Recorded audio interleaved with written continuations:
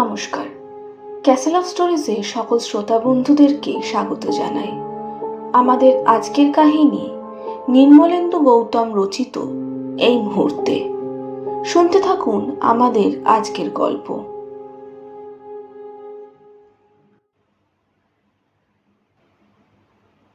আমার বড় পিসির বাড়ি বোলপুরে। একবার বড় পিসিমার ডাকেই বোলপুর ছুটে যেতে হয়েছিল রাতের বেলায়। তখনই ঘটেছিল এক অদ্ভুত ঘটনা, তা আজ আপনাদের শোনাতে যাচ্ছি। বড় পিসির ডাকে গাড়ি করে রাত্রিবেলায় বেরিয়ে পড়ি বাড়ি থেকে। আমার এক বান্ধবী চন্দ্রিকাকে নিয়ে তার সঙ্গেই যাব।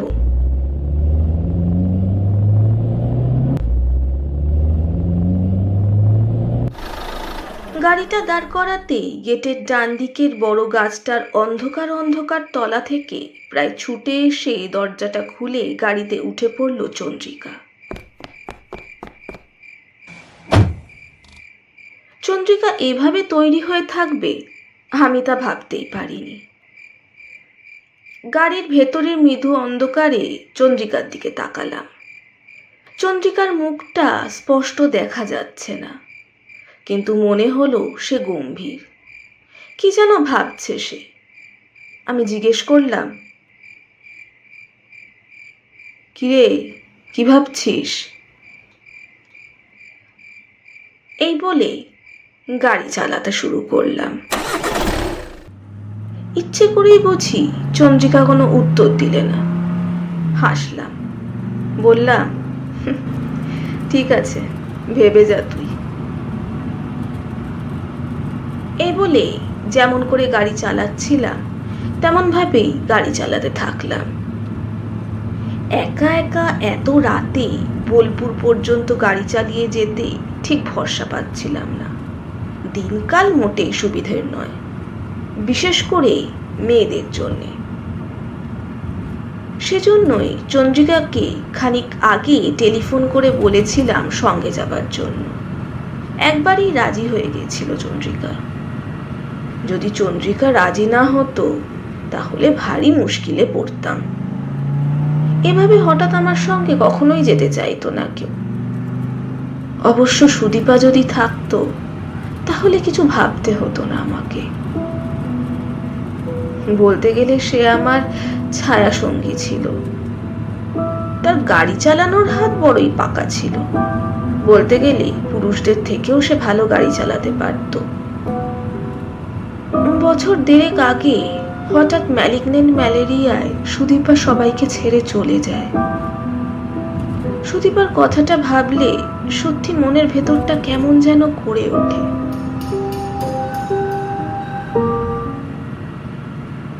এসব ভাবতে ভাবতেই বড় করে একটা নিঃশ্বাস নিয়ে চন্দ্রিকার দিকে ফিরে তাকালাম। তারপর বললাম, সত্যি তুই রাজি না হলে যে কি করতাম ভাবতেও পারছি না। এই কথাটা শুনেও চন্দ্রিকা নিঃশব্দ রইল। না, আর কিছু বললাম না।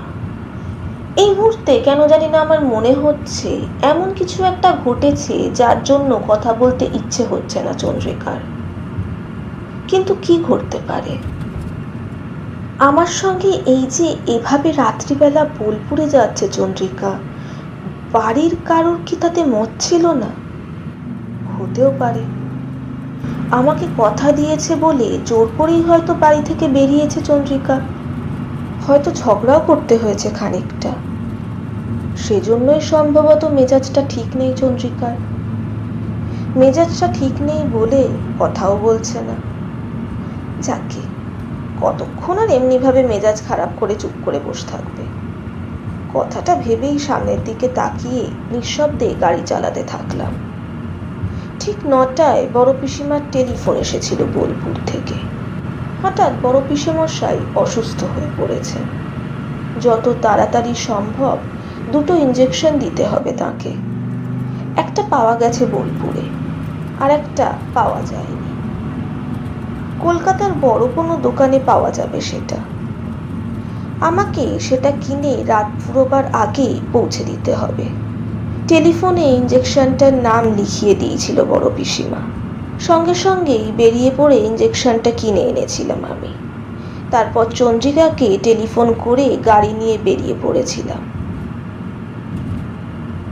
গাড়িটা গোলমাল না করলে 3টে থেকে 3:30-এর মধ্যে বোলপুর পৌঁছে যাব। হেডলাইটের আলোয় সামনের রাস্তার দিকে চোখ রেখে অকারণেই সুদীপার কথা ভাবতে ভাবতে বুঝি নিজের মধ্যেই নিজে হারিয়ে যেতে থাকলাম। কলকাতা ছাড়িয়ে অনেকটা পথ আসবার পর হঠাৎ মনে হলো রাস্তার ধারে চায়ের দোকান পেলে গাড়ি থামিয়ে 1 কাপ চা খেলে ভালো লাগবে।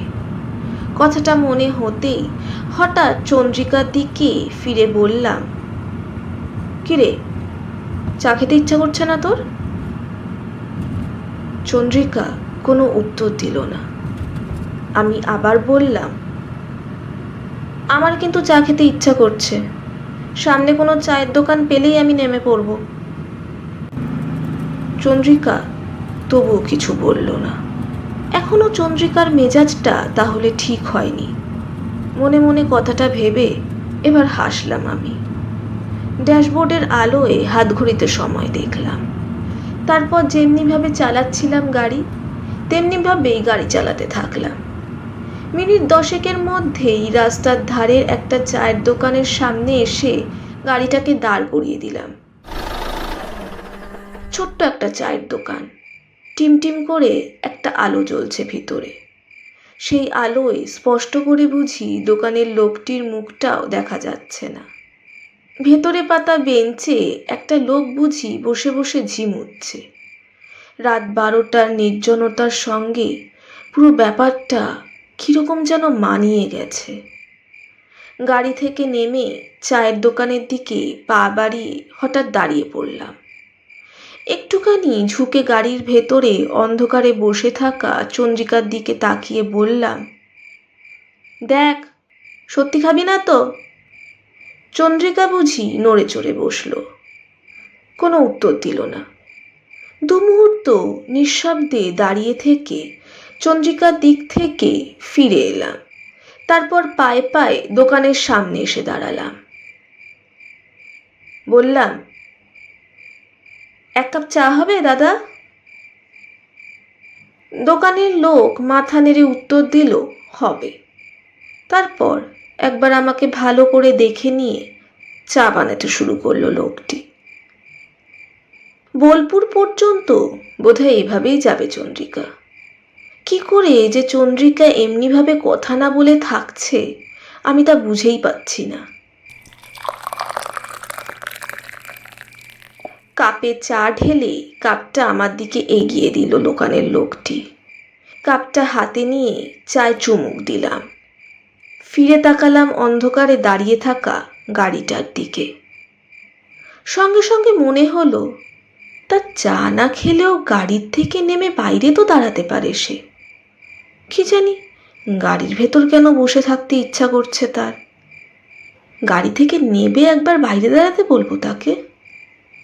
না থাক, সে নাই বলবে। যাকগে, বোলপুরে গিয়েই কি ঘটেছে তা জানবার জন্য তাকে চেপে ধরব। কথাটা ভাবতে ভাবতেই একটু তাড়াতাড়ি চাটা খেয়ে নিলাম।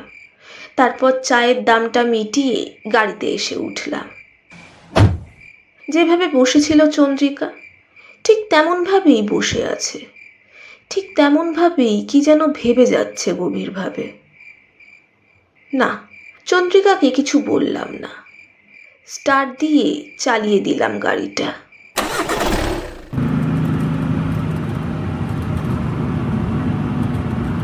ঠিক 3:15 নাগাদ বোলপুরে বড় পিসিমার বাড়ির সামনে এসে গাড়িটাকে দাঁড় করালাম।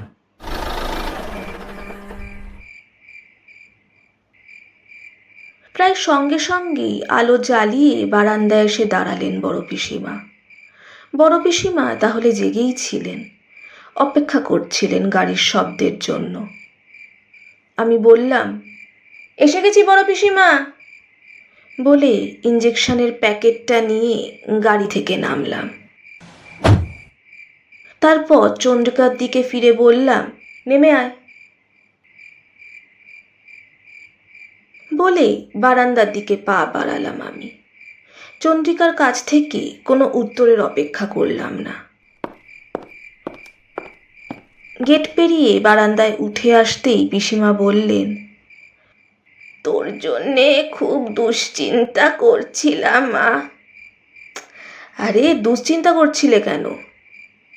সে কি রে, অতটা পথ রাতে গাড়ি চালিয়ে আসবি, তা দুশ্চিন্তা করব না? দিনকাল যা পড়েছে। এ নাও, ইঞ্জেকশনটা ধরো। তা বড় পিসিমশাই কেমন আছে এখন? ও আছে মোটামুটি। ওই একটা ইঞ্জেকশন যেটা এখানে পাওয়া গেছিল সেটা দিয়ে দিয়েছে। আপাতত ভয়ের মতো কিছু নেই। যাক, তা ভালো কথা। চলো একবার পিসেমশাইকে দেখে আসি। হ্যাঁ, তা চল। এখন ঘুমোচ্ছেন, তাও একবার দেখে আয়। এই বলে পিসিমা আমাকে নিয়ে এগোলেন। প্রায় সঙ্গে সঙ্গেই আমার চন্দ্রিকার কথা মনে হলো। দাঁড়িয়ে পড়ে ফিরে তাকালাম চন্দ্রিকাকে দেখবার জন্য। না, চন্দ্রিকাকে দেখতে পেলাম না। তার মানে চন্দ্রিকা এখনো গাড়ি থেকে নামেনি? এখনো কেন গাড়িতে বসে আছে সে? কি করছে একা একা গাড়িতে বসে? ঠিক কিছু বুঝতে পারলাম না। পিসিমা জিজ্ঞেস করলো, কি হলো আবার? কিছুটা নিজের মনে মনেই আমি বললাম, গাড়ি থেকে নামছে না কেন চন্দ্রিকা? পিসিমা বলল, একবার ডাক চন্দ্রিকাকে, বুঝি লজ্জা পাচ্ছে, প্রথমবার এসেছে তো, তাই হয়তো। বড় পিসিমার কথাটা শেষ হতেই উঁচু গলায় চন্দ্রিকাকে ডাকলাম আমি। চন্দ্রিকা কোনো উত্তর দিল না, গাড়ি থেকেও নামলো না। কি হলো ব্যাপারটা? দু মুহূর্ত দাঁড়িয়ে ভাবলাম। তারপর হঠাৎ বড় পিসিমাকে বললাম, পিসিমা একটু দাঁড়াও তো। এই বলে বারান্দা থেকে নেমে পায়ে পায়ে গাড়ির সামনে এসে দাঁড়ালাম আমি। জানলাটা দিয়ে চোখ বাড়ালাম গাড়ির ভেতরে, কিন্তু চোখ বাড়াতেই আমি থমকে গেলাম। গাড়ির ভেতরে চন্দ্রিকা নেই। কোথায় গেল সে? গাড়ির ভেতর থেকে চোখ সরিয়ে এনে অন্ধকারে ঢাকা চারিদিকটা একবার ভালো করে দেখে নিলাম। না, চন্দ্রিকাকে কোথাও দেখতে পেলাম না। মনে হচ্ছে যেন অন্ধকারে সে মিলিয়ে গেছে। আমার বুকের ভেতরটা কেমন যেন করে উঠল। ফের খানিকটা অধৈর্য গলায় চন্দ্রিকার নাম ধরে ডাকলাম, চন্দ্রিকা, এই চন্দ্রিকা। চন্দ্রিকা এবারও সাড়া দিল না। আমি ঠিক ভেবে পেলাম না কি করব এখন। বড় পিসিমা বারান্দা থেকেই বললেন, কি হলো রে মা? চন্দ্রিকাকে পাচ্ছি না। চন্দ্রিকাকে পাচ্ছিস না মানে? গাড়িতে নেই চন্দ্রিকা, বাইরেও কোথাও নেই। এইভাবে ডেকে যাচ্ছি, সাড়াও দিচ্ছে না। বারান্দা থেকেই নেমে এলেন বড় পিসিমা। কি যেন ভাবলেন, তারপর বললেন, ইচ্ছে করে তোকে ঘাবড়ে দিয়ে মজা করবার জন্য কোথাও লুকোয়নি তো চন্দ্রিকা? না না, তা করবে কেন? দু মুহূর্ত চুপ থেকে বড় পিসিমা বললেন, আসবার পথে তোর সঙ্গে রাগারাগি হয়নি তো মা? না না, রাগারাগি কেন হবে? বাড়ি থেকে বোলপুর পৌঁছানো পর্যন্ত একটা কথাও বলেনি সে। সে কি রে, একটা কথাও হয়নি কেন? কোনো কারণে বোধহয় মেজাজটাও ঠিক ছিল না। কি জানি বাবা, কিছু বুঝতে পারছি না।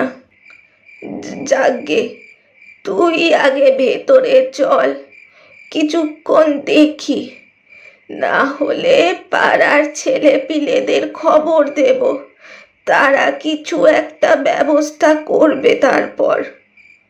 সেটাই ঠিক, মনে মনে ভাবলাম। তারপর শেষ রাতের অন্ধকারে ঢাকা চারিদিকটা একবার দেখে নিয়ে বড় পিসিমার দিকে ফিরে বললাম, ঠিক আছে, তাই চলো। সকালের আলো ফুটল, কিন্তু চন্দ্রিকার কোনো খবর পাওয়া গেল না। পাড়ার ছেলেপিলেরা আশেপাশে অনেক খুঁজল, কিন্তু কোনো খবর দিতে পারল না তারা।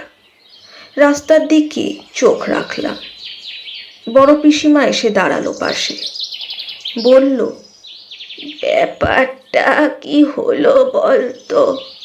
পাড়ার ছেলেরা চারপাশটা ভালো করে খুঁজেছে, কিন্তু তারাও যে কোনো খবর দিতে পারল না।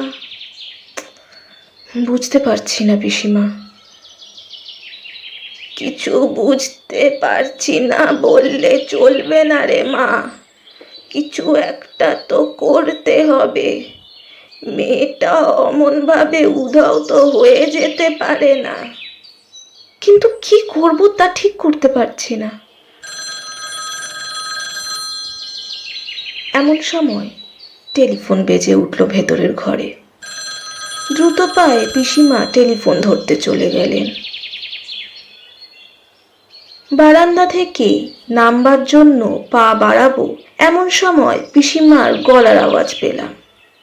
রীতিমতো উত্তেজিতভাবে ডাকলেন সে, এই মা, ফোন এসেছে তোর জন্য, এদিকে আয় তাড়াতাড়ি। কি হলো? ঘুরে প্রায় ছুটেই ভেতরে এলাম আমি। টেলিফোনটা আমার দিকে বাড়িয়ে দিলেন বড় পিসিমা। বললেন, এই নে ধর, চন্দ্রিকার ফোন এসেছে। চন্দ্রিকার ফোন? তাও তাও দেখি। উত্তেজনায় ঝুঁকে পড়লাম টেলিফোনের ওপরে। বললাম, কি রে, তুই কি পাগল নাকি? কোথায় তুই? কেন? কলকাতায়। কলকাতায় মানে? কলকাতায় মানে কলকাতায়। তোর সাথে বোলপুর যাব বলে তৈরি হচ্ছিলাম, এমন সময় মেঝেতে পড়ে পাটা তো বাজেভাবে মুচকে গেল। বাবা তোকে ফোন করেছিল, কিন্তু তখন হয়তো তুই বেরিয়ে পড়েছিলি বাড়ি থেকে রে। সারা রাত এত পায়ে যন্ত্রণা ছিল, তোকে একটাও টেলিফোন করতে পারিনি। তাই সকাল হতেই বড় পিসিমার নাম্বারে ফোন করেছি, তুই ঠিক ঠিক পৌঁছেছিস কিনা জানার জন্য। কোনো উত্তর খুঁজে পেলাম না এই কথার। কেবল অসহায়ভাবে ঘামতে লাগলাম। চন্দ্রিকা বলল, কিন্তু তুই আমাকে ডাকতে আসিসনি বলে বড় অবাক লাগছে।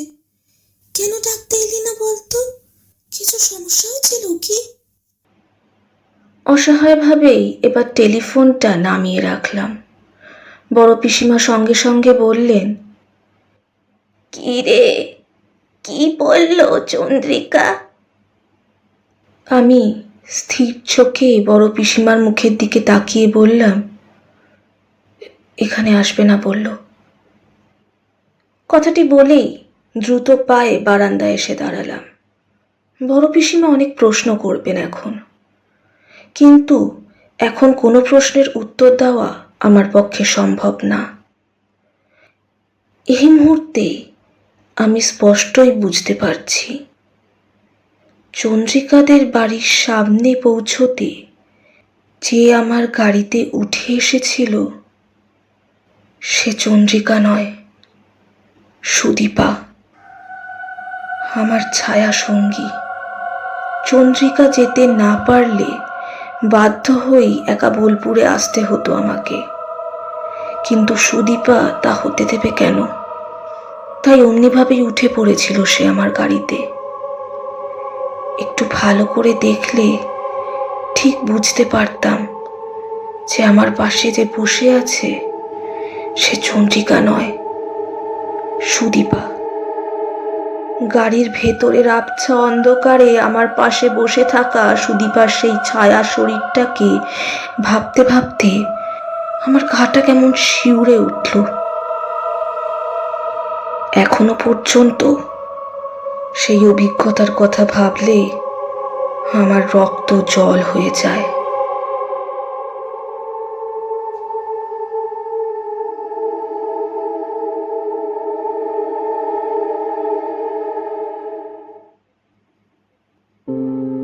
শুনলেন আমাদের আজকের গল্প নির্মলেন্দু গৌতম রচিত এই মুহূর্তে। আমাদের আজকের ভিডিওটি আপনাদের যদি ভালো লেগে থাকে ভিডিওটি লাইক করুন, শেয়ার করুন এবং আমাদের চ্যানেল ক্যাসেল অফ স্টোরিজকে সাবস্ক্রাইব করুন। আমরা খুব শীঘ্রই আরও একটি নতুন গল্প নিয়ে ফিরব।